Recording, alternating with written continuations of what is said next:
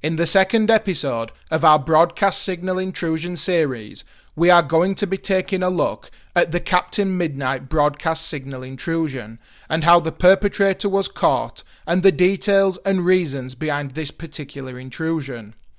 On April 27, 1987, a man called John R. McDougall, using the pseudonym Captain Midnight, seized control of transponder number 23 on the Galaxy 1 satellite at around 0032 EST.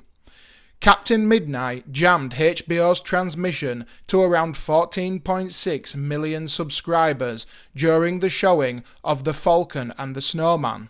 The signal intrusion consisted of a written message on a TV colour bar test card protesting at HBO's rates for satellite dish owners and also threatening a further 2 channels of a broadcast signal intrusion should they increase their rates.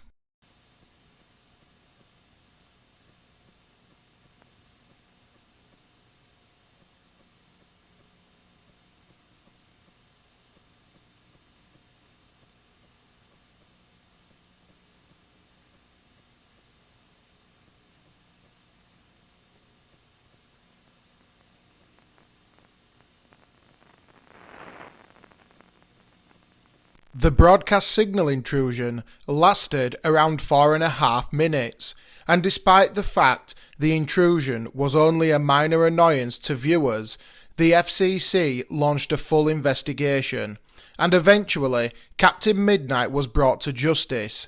But how was he caught? And just how did he manage to gain control of a TV broadcast satellite? John R. McDougall worked as a broadcast engineer by night, but also owned a satellite TV dealership in Ocala, Florida.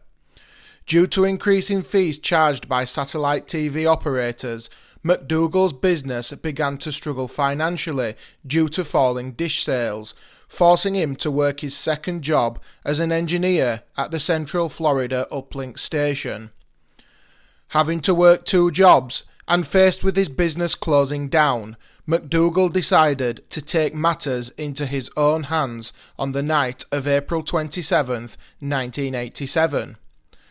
John closed his shop as normal at around 1600, and after eating dinner, he reported on duty with one other engineer at the uplink station, but the second engineer left his shift at 1800, leaving McDougall to operate the building on his own.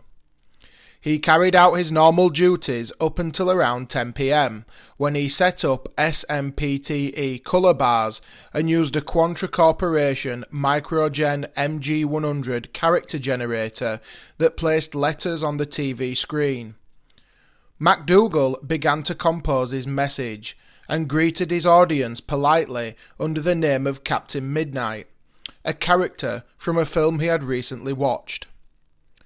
Once the message was composed, Captain Midnight swung the 30-foot transmission dish into its storage position, pointing it directly at the Galaxy 1 satellite, which carried HBO broadcasting. He was able to do so owing to the fact that magazines regularly publish the coordinates of satellites and their frequencies for enthusiasts. Hughes Communications, the owners of the satellite, immediately noticed the jamming and threatened to shut down the satellite or adjust its course, as they believed Captain Midnight to be a domestic terrorist. Officials at HBO attempted to overpower McDougall's transmissions and increased their power to 2000 watts from 125 watts, which resulted in a 90-second power battle between the two. As each engineer increased their power to gain control, Captain Midnight became scared and surrendered his power of the satellite to his counterpart at HBO, worrying that any further increase in power could damage the equipment.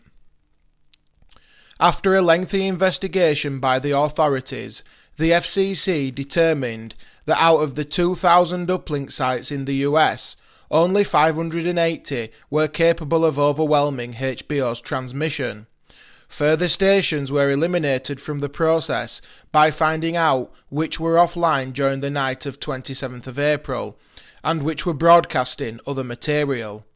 This brought the potential sites down to 12, and the law was closing in on Captain Midnight. And when the FCC decided to visit the Central Florida uplink station, which was on the suspect site list, John McDougal was immediately identified as the culprit. Working in tandem with the FBI, who provided a testimony from a member of the public who had heard John McDougal bragging about his act during a conversation at a payphone in a rest area off Interstate 75 in Gainesville, Florida. The member of the public also supplied his car registration plate, and Captain Midnight was found guilty of illegally operating a satellite transmitter after surrendering himself to the authorities. McDougal was fined $5,000, ordered to surrender his amateur radio license, and was put on an unsupervised probation for 1 year, and no further action was taken against him. The Captain Midnight incident has become almost legendary, with many people praising John McDougal for standing up to satellite TV corporations increasing fees, whilst others bemoaned it as an act of terrorism or cyber graffiti. Despite how famous his act became, Captain Midnight later said in a 2011 interview that he felt that people did not understand the message that he was trying to portray, and that he himself did not achieve the folk hero status he was looking for, but he did not regret his actions. Stay tuned for the next episode in Radio Oddities' broadcast signal intrusion series as we take a look at yet another intrusion that some people believe were extraterrestrial in origin.